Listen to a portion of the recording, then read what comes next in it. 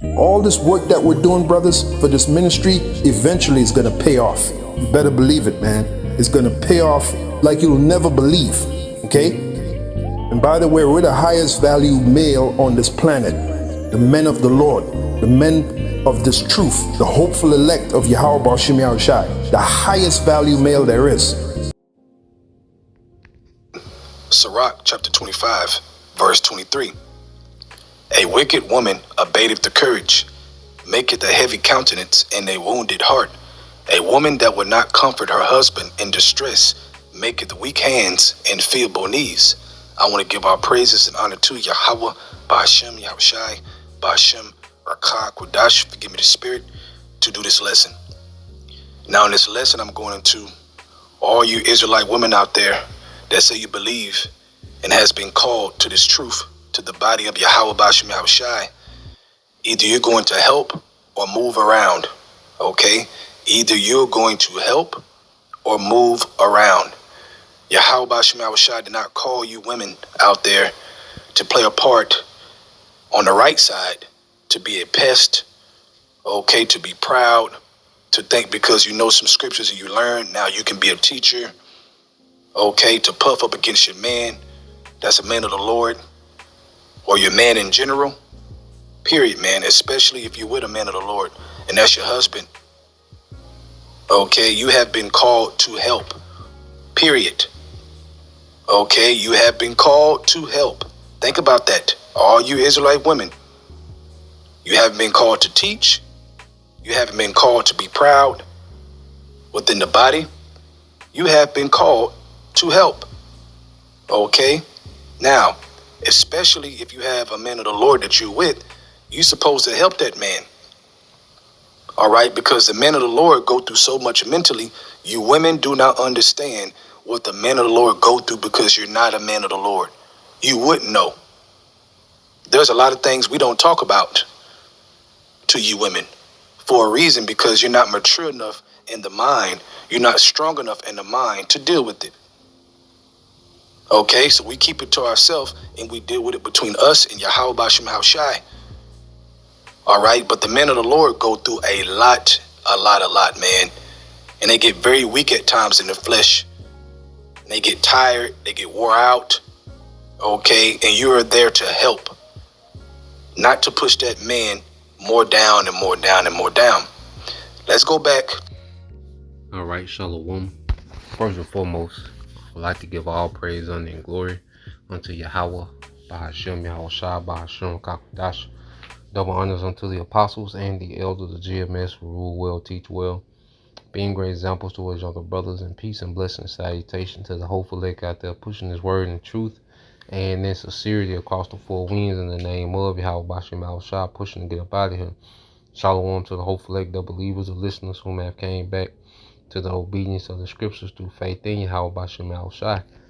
And what I want to get into today, laying back, after the elder brother out of Dallas, he did a lesson going into either be a help or move around, pretty much a admonishment to women that say they believe. Okay, and I want to touch on it from the perspective, all right, of how this society has pulled women so far away from their nature, okay, to the modern woman, okay, has no clue what a woman is, what's a woman role, okay, the mindset of a woman, that has been, defiled and tainted, okay, so much in this society through media, through TV, through music, through community, through, the enchantments, man. Okay, westernization was the worst thing that happened to us as a people. Okay, because it has us moving, in an unnatural way from who we are. Okay, and the woman, was removed far, far, far away from her natural order, man. Okay, and as the Lord has raised his men up in these latter days, is an example. And this is why The scriptures, refer to the relationship between Yahweh Shai and the church is like a marriage. Okay, because as we've entered into the betrothal, okay, to Yahweh Shai, all right, our whole life as men is preparing ourselves, all right, for Yahweh Shai when he comes back. Okay, and in the ancient world, before you even seen your husband, you begin to prepare yourself. Okay, you will begin to change your lifestyle to become compatible with his lifestyle. Okay, with his interests. Okay, you will line up his your thinking with his thinking before you even seen him. Okay, the women were groomed to be wives. Okay, it was poured into, okay, by their mothers and their aunties, grandmothers. Okay, but now it's the complete opposite, to where this society tells men that they gotta line their self up with the woman, be a servant unto the woman. Okay, revolve around the woman, and their mothers and aunties are filling them with BS, feminism. Okay, to the point to where you have women that are asking, what do I do? You see, like, this ain't, to poke fun or put, a woman on the spot. We're just talking about reality, man. It's to the point to where women are asking, what do I do? You see? And that's how bad it has gotten, man. Okay? And the worst thing to do, all right, as a believing woman is to operate off this Western programming, to react off this Western programming, man. Okay, because the West, through the enchantments of Esau, Edom, weaponize you against your husband, the way you think, the way you react, the way you look at him. Okay, it turns you into a weapon. You see? So what I want to touch on is servitude. Like, what you women have to understand, your way to the kingdom is going to be obedience, okay, and your servitude. Okay, because in this society, pretty much most of the women, they give their prime to Babylon.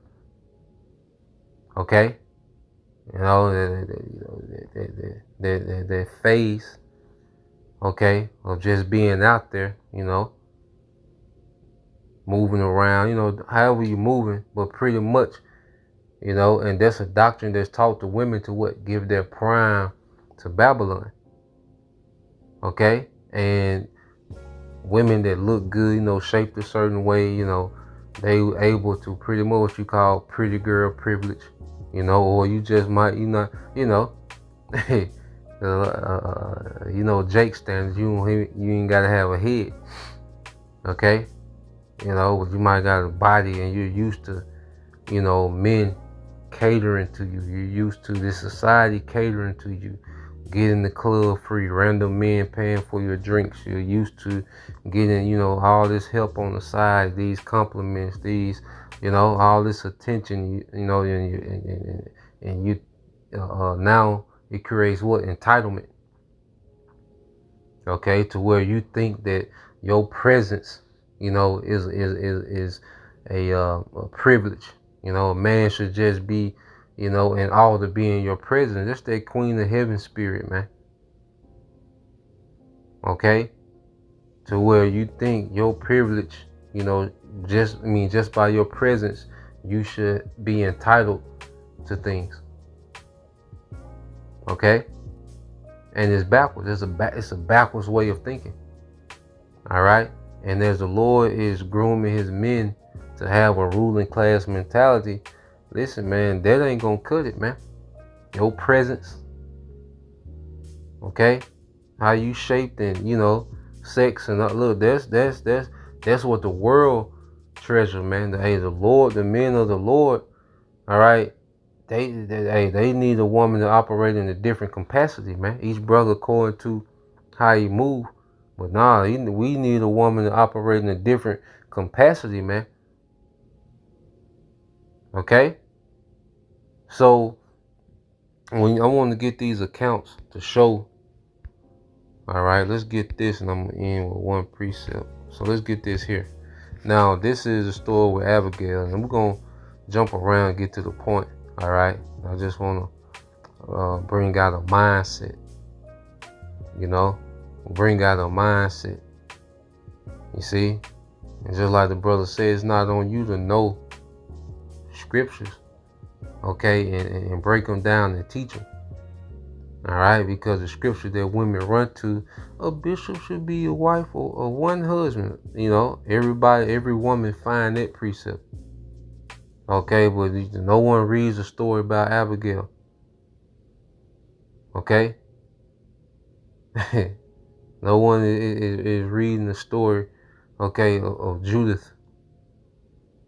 Okay, no one is reading, you know, the women that was in Egypt that was disobeying the Pharaoh and preserving those Hebrew babies. Okay, they had a particular mindset. They seen value in their men. Okay, so we're gonna get two accounts, all right, and just go into mindset. This 1 Samuel 25, and I started at 2. It says, and there was a man in Moab whose possessions were in Carmel, and the man was very great, and he had 3,000 sheep and 1,000 goats, and he was shearing his sheep in Carmel.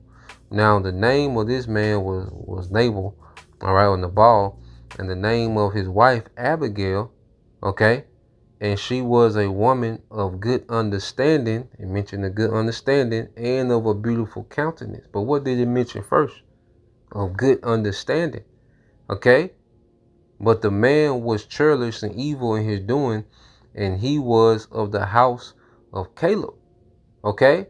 So, you know, she's married to, you know, Nabal was a man of great substance, but he was, you know, he's a wicked nigga. You know, he's just a niggard. Okay? But it described her as having good understanding. Okay, and we're gonna see this good understanding on display.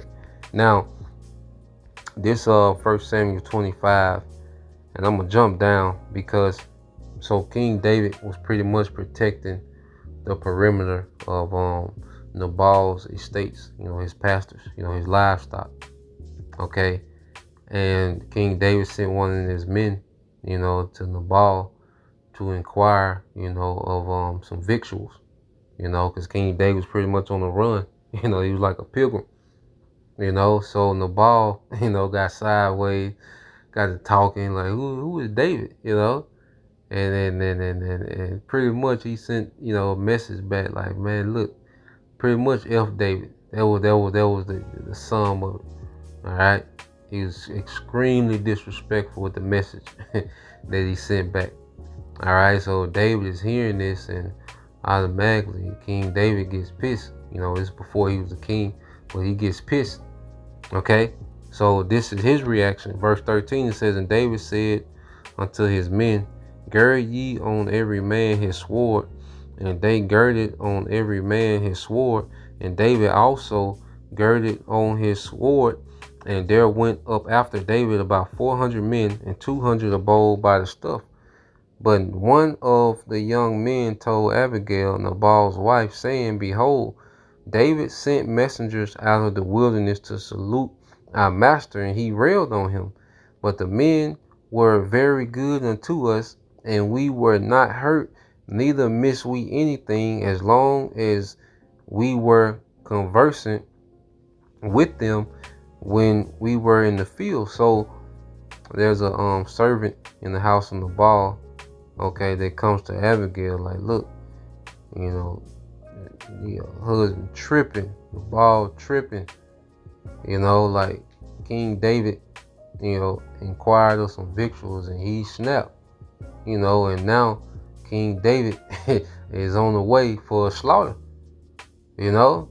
So when she's giving this information, verse 16 says they were, it says, because he's going to keep going into it, it says they were a wall unto us both by night and day.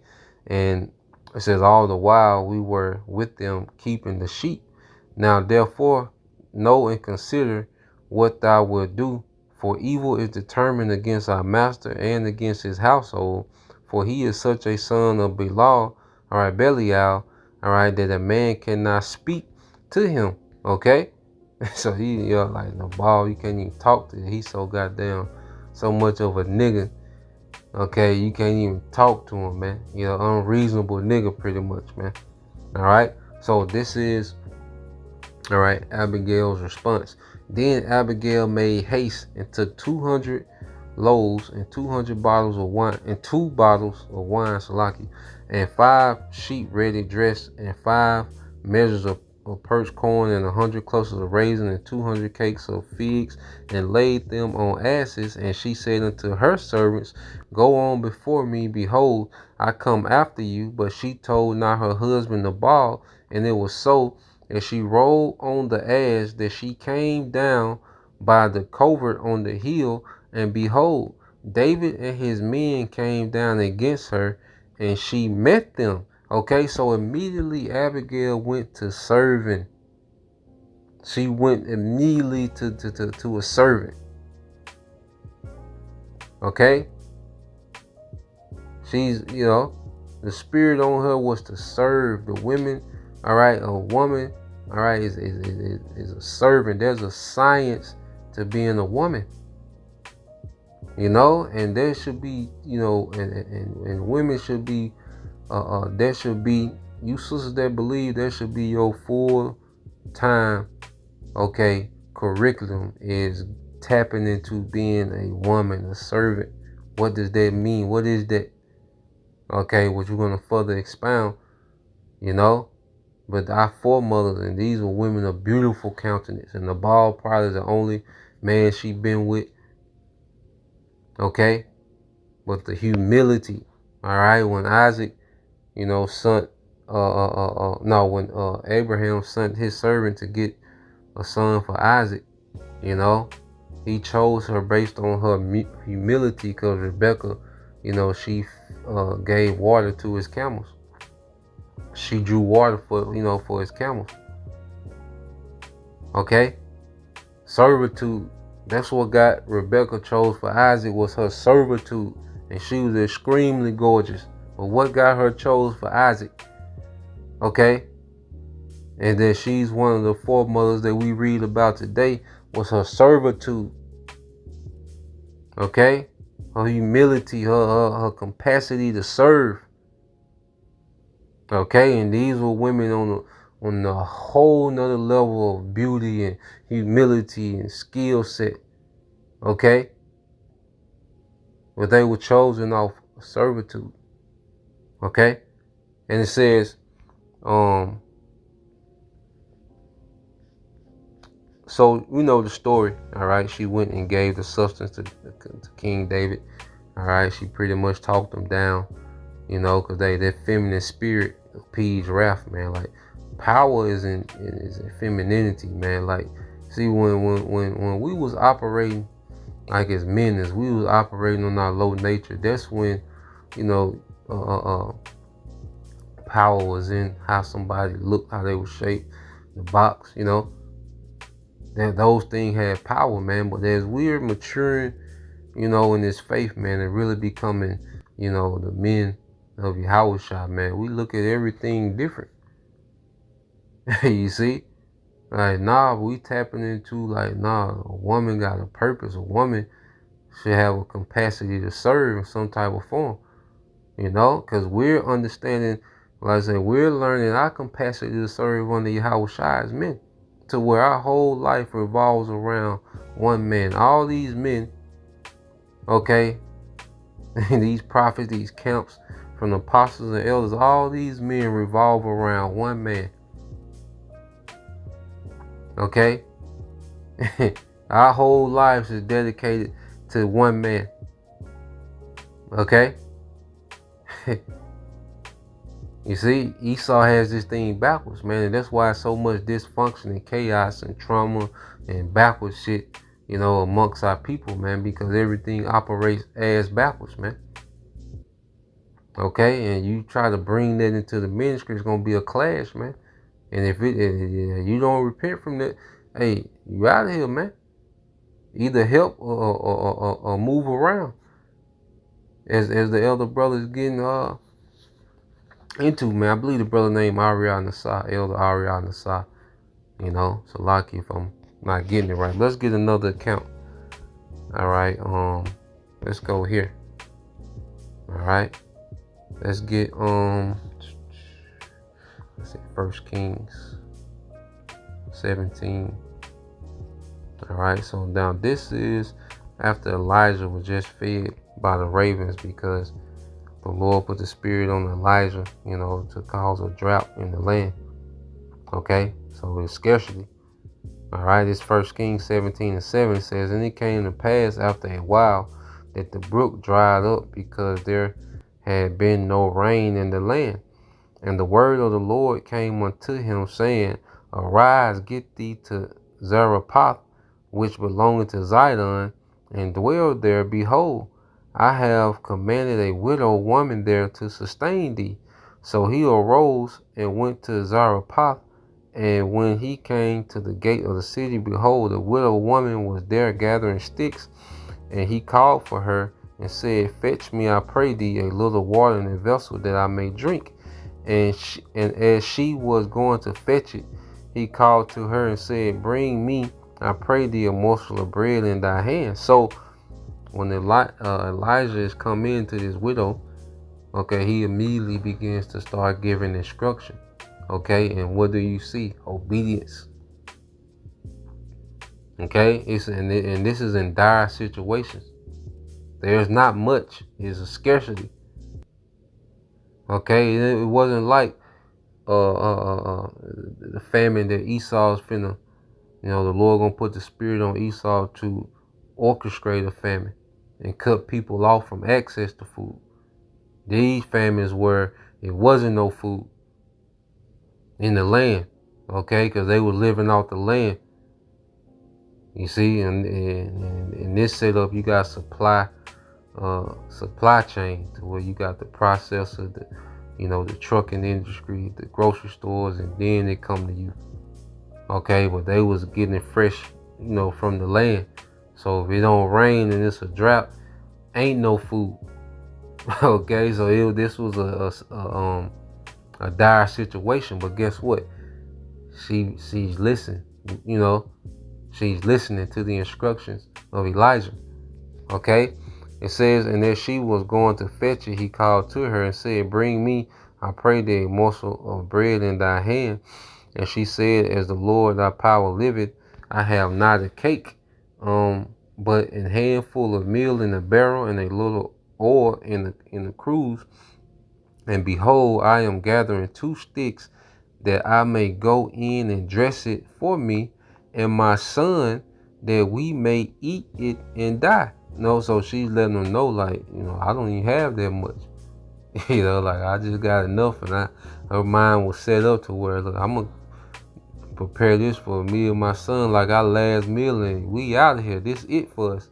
Okay? But Elijah, what does he say? And Elijah said unto her, fear not, go and do as thou hast said, but make me therefore a little cake first, and bring it unto me, and after make for thee and thy son. So Elijah is telling this widow, look, put me before you and your son. Feed me first. Okay? Y'all gonna be good. Then make you some. Okay? So you see, through Elijah, faith is being instilled. Faith is pouring off, all right, Elijah. And she's being receptive to it by constantly obeying. Okay? It says, for thus said the Lord, power Israel, the barrel of meal shall not waste, neither shall the cruse of oil fail until that day that the Lord sendeth rain upon the earth. So the Lord had already, all right, assured Elijah that this widow is going to feed you. Like, y'all going to be good. Okay? So with Elijah, he fully persuaded. So he come in giving instruction like, look, this, we good. You know, go give me some water, fix me, you know, some bread, give me, you know, some oil. Okay, fix me first, then, okay, you and your son. Okay? You see that? But now his society is ass backwards, man. What modern woman would do this now? Okay? Because you have this setup in this society where it's the woman, the children, then the man. Completely ass backwards, man.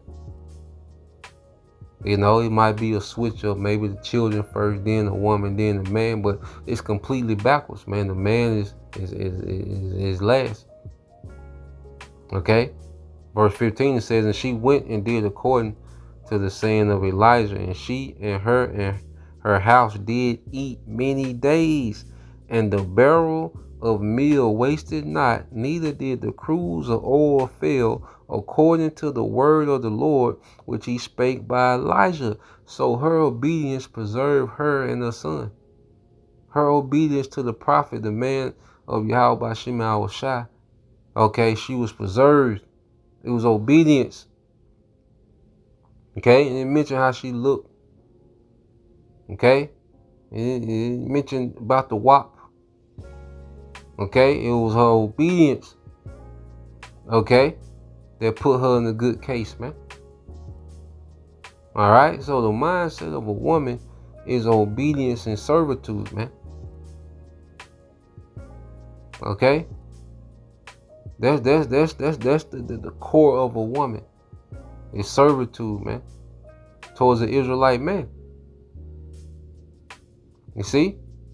So when you look at our foremothers, they had a mind to serve. That we read about. Okay, those they have good report. Okay, their mindset was serving, obedience, humility, meekness. You know,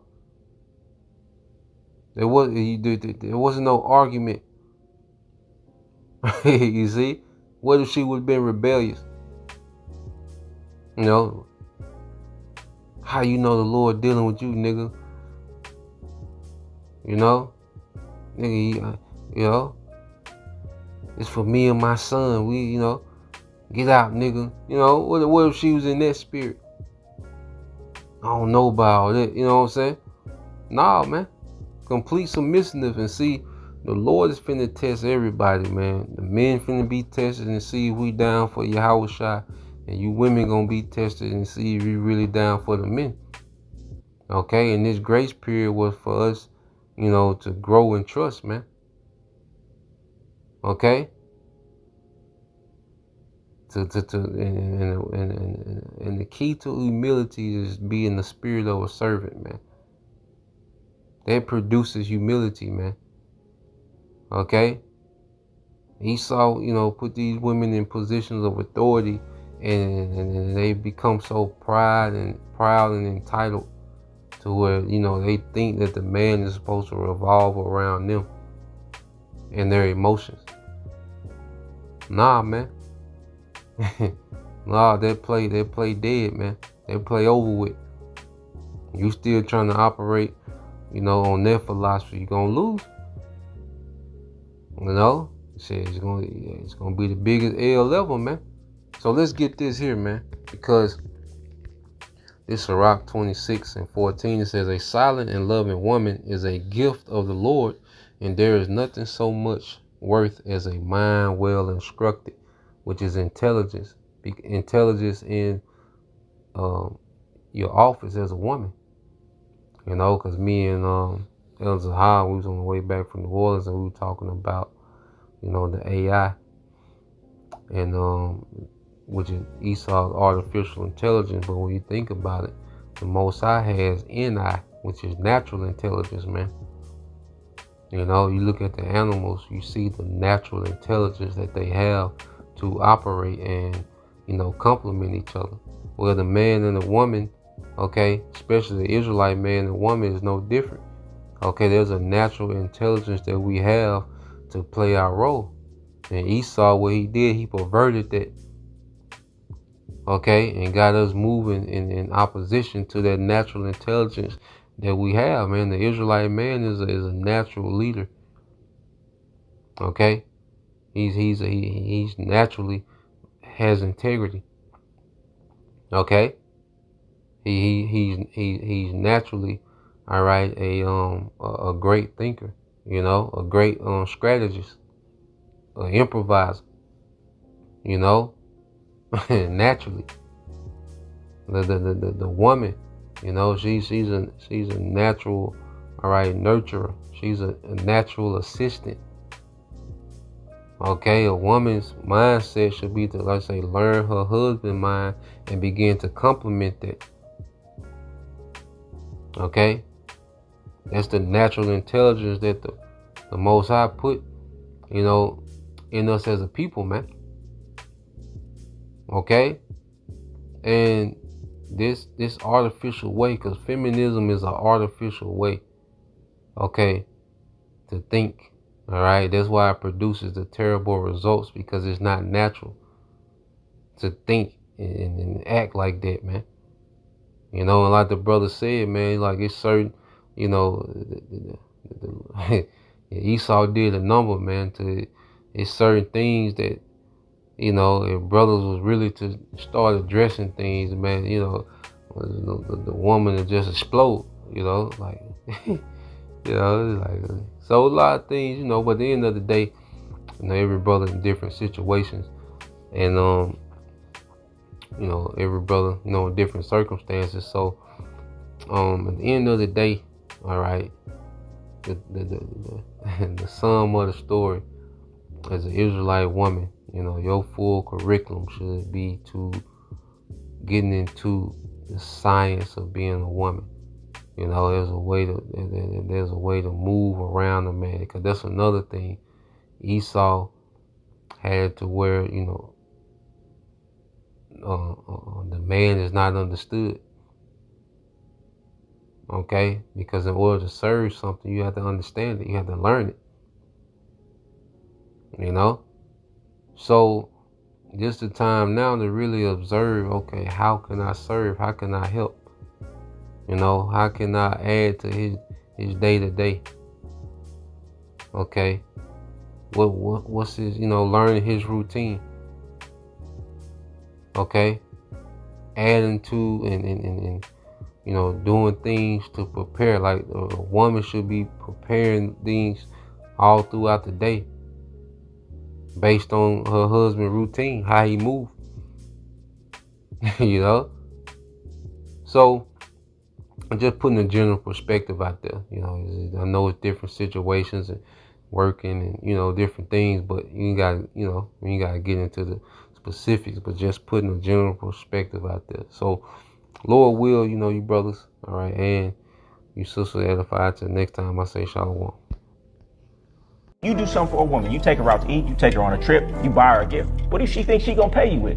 She pay you with pussy. She gives you pussy in return. Why? Because you elevated it to mean so much. Wow. So when I take the pussy off the pedestal and say that's not legal tender in this relationship, guess what? Now when you do something for her, she got to come with something of equal value, real value now. Oh, well, I bring peace to the situation. Baby, I'm at peace without you. So what are you bringing to the table to make this situation better? What energy are you bringing? Are you bringing positivity? Are you bringing real energy? Are you bringing motivation? Are you bringing something to the table for me? They put the pussy on a pedestal because it's called the great female con. These women have tricked a man into believing that he's less valuable than her. They have tricked a man into believing the silly notion that she doesn't enjoy sex, that she's not getting anything out of sex. These women want to have sex just as bad, if not more, than the man. But they're playing this psychological game. If I could make you feel like you want it more than me, then guess what? I'm in power. But when you flip the script and take the pussy off the pedestal and don't make it as important, guess what? Now she has no power against you.